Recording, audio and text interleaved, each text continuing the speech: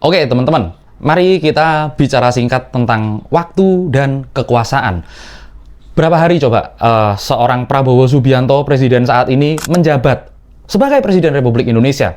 Ya, kalau di hari ini video ini tayang, kira-kira 583 hari ya, terhitung dari tanggal video ini tayang ya, 25 Mei 2026. Kebijakannya ya silakan kalian komen sendirilah. Aku mau cerita yang lain, yaitu aku mau cerita tentang seorang B.J. Habibie yang ngejabat persis 512 hari aja sebagai Presiden Republik Indonesia. Dalam kamus politik yang sangat modern ini, 512 hari itu adalah waktu yang sangat-sangat singkat sebenarnya, teman-teman. Biasanya ya, waktu segitu itu cuman cukup dipakai seseorang presiden buat bagi-bagi jatah kursi menteri. Terus habis itu tes ombak kebijakan atau menyusun narasi manis pidato berjam-jam di depan mikrofon. Tapi sejarah pernah mencatat sebuah anomali ajaib luar biasa. Di tahun 1998, kebanyakan Gen Z belum lahir, ada seorang pria yang cuma dikasih waktu persis 512 hari. Kondisi yang dia warisi pada waktu itu, neraka jahanam, teman-teman. Bayangin ya, kalian jadi Pak Habibie waktu saat itu. Kalian disumpah jadi presiden di tengah negara yang lagi porak-poranda terbakar di mana-mana. Jakarta rusuh, etik dan moral bangsa hancur, inflasi meroket, gila-gilaan sampai 80% kira-kira. Pertumbuhan ekonomi di masa itu minus 13%, dan yang paling bikin merinding, teman-teman, nilai tukar rupiah terjun bebas, hancur lebur menyentuh angka 16.800 per dolar Amerika. Ya masih lebih rendah sih dibanding hari ini, tapi kan itu tahun lalu, tahun 98. Saat itu, negara ini di atas kertasnya sudah bangkrut sebenarnya, teman-teman. Tamat, the game over, seperti itu. Para elit politik itu sibuk menyelamatkan harta mereka lari ke luar negeri. Kalian cari aja, kalian browsing-browsing aja siapa-siapa yang waktu itu, setelah era itu kabur ke luar negeri, setelah era reformasi 98 itu loh. Ya, mereka punya kisahnya masing-masing, kalian coba cek aja. Tapi, di tengah kebangkrutan dan kecarut-marutan seperti itu, dalam waktu yang sangat singkat, kurang dari 2 tahun, sang insinyur jenius ini berhasil menekan nilai tukar dolar dari 16.800 kembali turun menjadi 6.500. Nggak pakai sihir, nggak main dukun-dukunan, nggak pakai pidato-pidato nggak jelas, apalagi pidato retorika nostalgia masa lalu yang makan waktu berjam-jam. Episode ini di kisah dunia lain, mari kita pakai sebentar aja, kita pakai kacamatanya sang teknokrat handal, seorang jenius yang tinggi badannya hanya sekitar 162 cm. Kayak kalau di zaman sekarang ini kurang MBG katanya, seperti itu. Beliau, Baharudin Yusuf Habibie. Kita bongkar sebuah mesin waktu dan coba kita teliti betapa lemahnya pemerintahan dan kepemimpinan saat ini jika dibandingkan dengan kelasnya seorang B.J. Habibie. Ya, jangan bandingkan sama era keemasan Nusantara lah, sama Habibie aja dulu. Dan inilah kisah dunia lain. Kita akan kembali masuk ke dalam sisi dunia yang mungkin belum pernah kita kenal. So let's open your mind.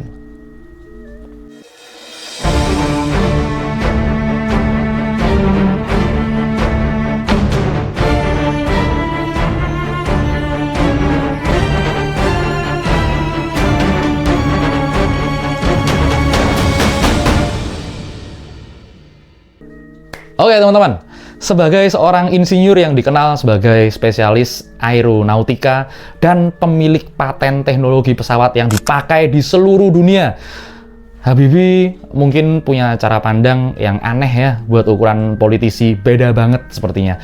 Ketika beliau ini melihat kondisi Indonesia di bulan Mei tahun 1998, dia nggak melihatnya sebagai penguasa yang takut kehilangan tahta. Beda ini. Beliau ngelihat negara ini layaknya sebuah pesawat raksasa. Bikinan-bikinannya itu IPTN kan, ingat kan? Tapi pesawat raksasa ini sedang mengalami stall yang mesinnya mati, leverage atau daya angkatnya hilang, dan moncongnya ini berbalik sedang menukik untuk menghujam tajam ke bumi, seperti itu. Nah, kalau politisi biasa di salah satu negara di dunia lah ya, itu biasanya saat pesawat negara mau jatuh ini, politisi standar zaman sekarang mungkin cuman bakal nyalain intercom dari kabin ya, jadi pilot kan, nyalain intercom, lalu bakal pidato, nenangin penumpang, janjiin pendaratan yang mulus, padahal dia sendiri panik sebenarnya. Tapi berhubung Habibie ini adalah seorang insinyur, seorang teknokrat, dia enggak pidato, teman-teman. Sama sekali nggak ada pidato-pidato berapi-api. Tapi dia langsung bongkar mesin pesawat itu hidup-hidup saat sedang mau nyungsep ke bumi. Langkah pertamanya ini benar-benar counter intuitif sekali sih. Kan biasanya kalau seorang pemimpin itu ya, itu mengunci kepemimpinannya ya. Tapi ini enggak.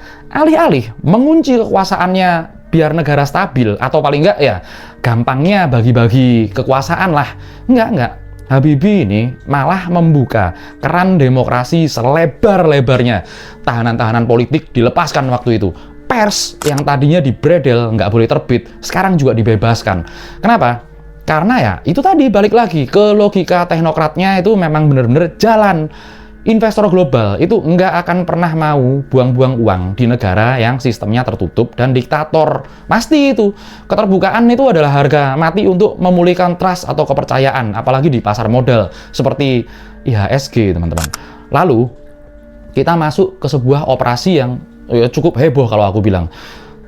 Habibie ini memotong tangan kekuasaan dari perbankan, teman-teman. Kalian tahu kenapa inflasi 98 itu bisa sampai 80%? Ya, salah satunya karena di rezim sebelumnya, Bank Indonesia atau BI itu cuman ibarat kasir pribadi orang-orang tertentu lah. Kalau orang-orang tertentu itu butuh duit buat nutupin proyek-proyek mangkrak dari kroni-kroninya semuanya itu, mereka tinggal suruh BI nyetak uang kertas baru, uang akhirnya beredar banyak banget, dan ya jelas inflasi, nilainya hancur lebur, teman-teman. Dari perkara itu apa kemudian yang Habibie lakukan?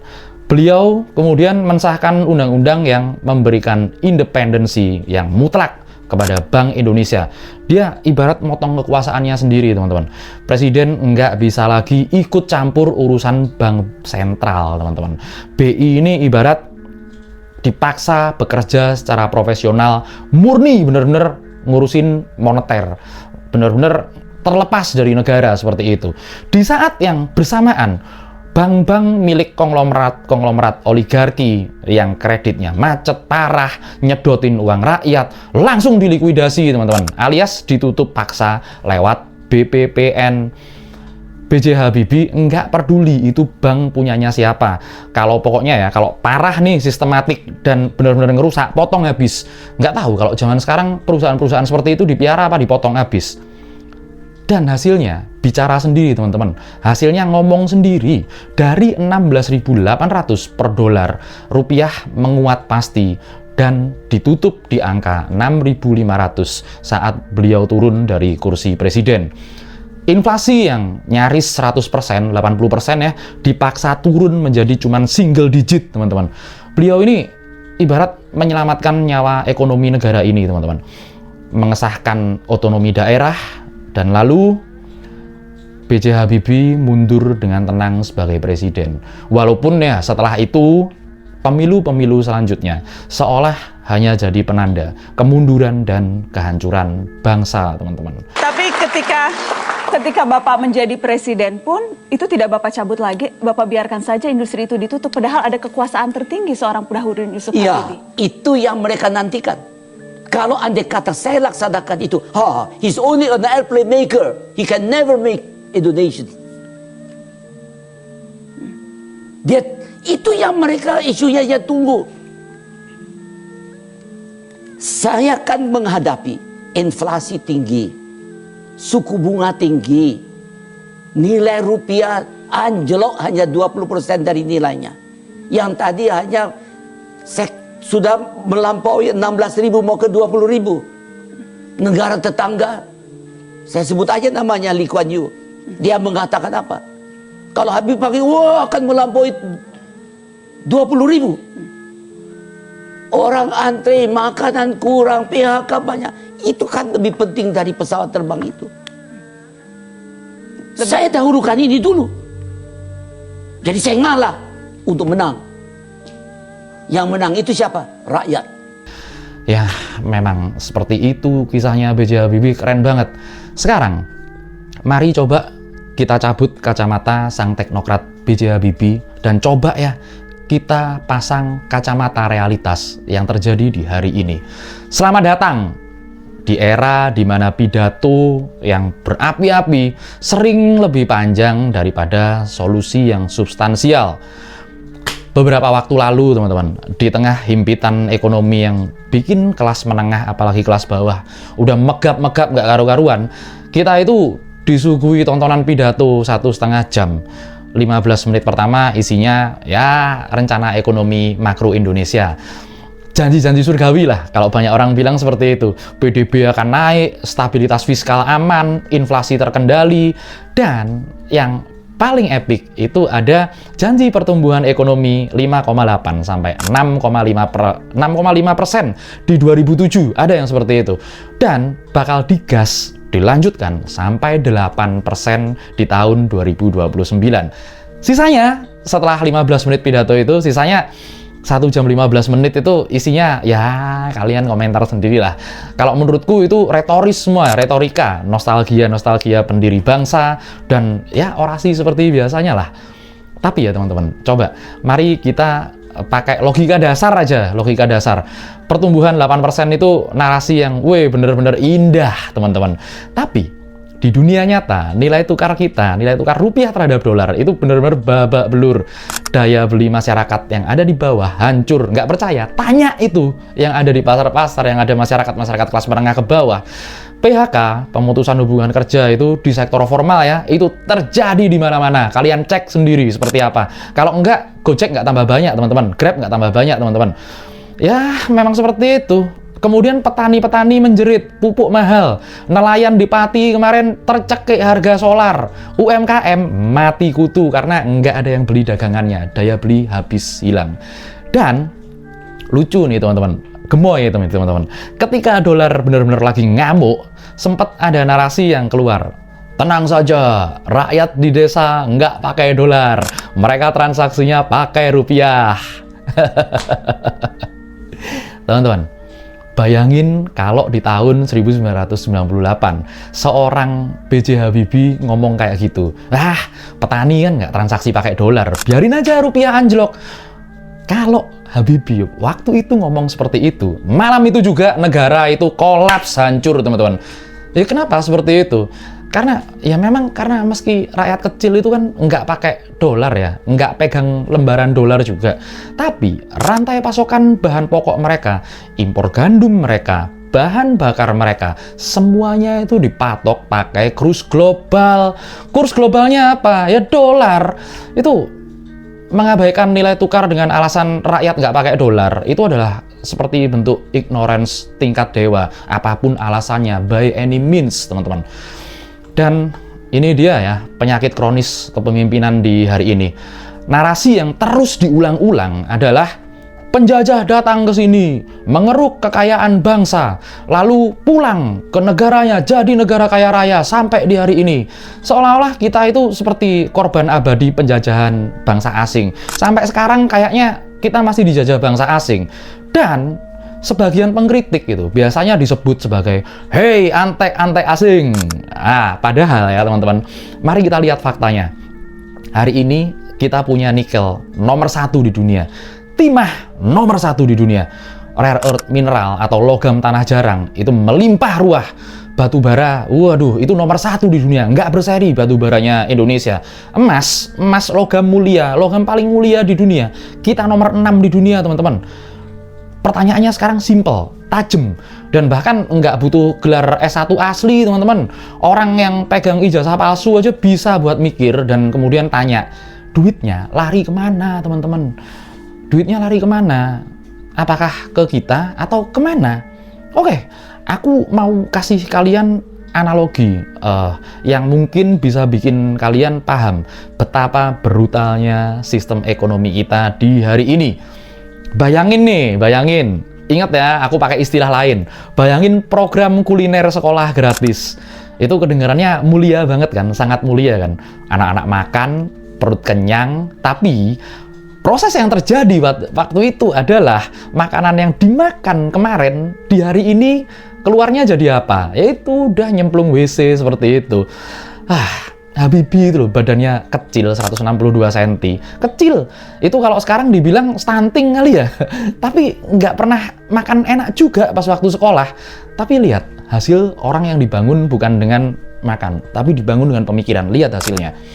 Terus sebenarnya dari hal seperti itu, siapa yang sebenarnya menjadi sangat kaya raya dari triliunan rupiah anggaran makan itu loh? Siapa sebenarnya yang kaya? Apakah anak-anak itu, anak-anak yang nerima itu? Bukan, teman-teman. Yang jadi puncak keuntungan adalah perusahaan cateringnya, para suppliernya, dan para pemegang tendernya, teman-teman. Seperti itulah juga kira-kira penggambaran wajah pengelolaan sumber daya alam kita. Bumi dikeruk jadi negara yang main sumber daya alam mentah, ekosistem dihancur-hancurin, dan rakyat cuman dapat makan siang gratis. Itu bentuknya remah-remah CSR perusahaan, atau pekerja-pekerja kuli kasar. Cuman seperti itu aja. Sementara vendor-vendor besar cateringnya, ya para oligarki, elit-elit korporat, elit-elit politik, maupun entitas-entitas asing, maupun stateless entity yang berlindung di balik pejabat negara Konoha, itu nyedot ribuan triliun dari tanah ini untuk memperkaya dinasti-dinasti mereka, teman-teman. Bukan antek-antek asing, tapi benar-benar orang-orang yang cuman serakah, kemudian ngerusak. Dulu ya, katanya ya, di tahun 98, katanya slogannya anti KKN, korupsi, kolusi, nepotisme. Kalian lihat pemegang otoritas di hari ini. Kalian lihat politisi-politisi di hari ini. KKN nggak menurut kalian kira-kira? Orang anaknya ketua partai aja bisa jadi ketua DPR kok. Ya, memang seperti itu, teman-teman. Perbedaan paling mendasar antara era B.J. Habibie dan hari ini bukan seberapa canggih teknologi yang dipakai atau teknologi yang digunakan, tapi perbedaannya ada pada kejujuran dan tentang tujuan kekuasaan. Habibie itu nggak pernah sekalipun mencoba memanipulasi algoritma pikiran rakyat dengan narasi-narasi yang nggak sesuai dengan fakta-fakta yang ada di lapangan. Ya, Habibie beliau mengakui kalau mesinnya rusak, beliau yang rusak. Beliau kemudian setelah bilang itu membedah sistemnya, beliau perbaiki kelembagaannya, beliau potong penyakit-penyakit kronisnya. Lalu setelah itu semuanya selesai, dilakukan dengan kehormatan, beliau akhirnya mundur dengan terhormat. B.J. Habibie bekerja murni sebagai seorang negarawan yang tulus di Indonesia. Sementara pada hari ini ya, kita bagai berada di dalam pesawat yang sedang kehilangan leverage atau kehilangan daya angkat. Namun ibarat pilotnya ini justru malah muter lagu-lagu kebangsaan keras-keras di intercom. Panik setelin lagu kebangsaan. Ya, kemudian mereka menyuruh kita optimis dan tepuk tangan untuk angka-angka pertumbuhan yang enggak pernah sampai ke meja makan kita, teman-teman. Kalau negara kita mau benar-benar bangkit, syarat pertamanya itu bukan PDB yang rencananya malah 8%. Syarat pertamanya ya itu tadi, kejujuran penguasanya untuk mengakui sebenarnya kemana sih perginya kekayaan alam Nusantara ini. Kalaupun sampai ke Antartika, ya kejar itu sampai ke Antartika. Ya, sekali lagi aku ingetin lah, stop, berhenti ngunyah janji-janji manis. Mulailah mempertanyakan realitas yang kalian rasakan, kalian lihat, kalian dengar. Karena di kisah dunia lain, jika bukan kita yang ngawasin mereka-mereka itu, kita kayaknya cuman bakal jadi penumpang di pesawat yang sedang menukik menuju kehancuran. Sampai di sini dulu episode kali ini. Sampai jumpa lagi kawan-kawan dari dunia lain.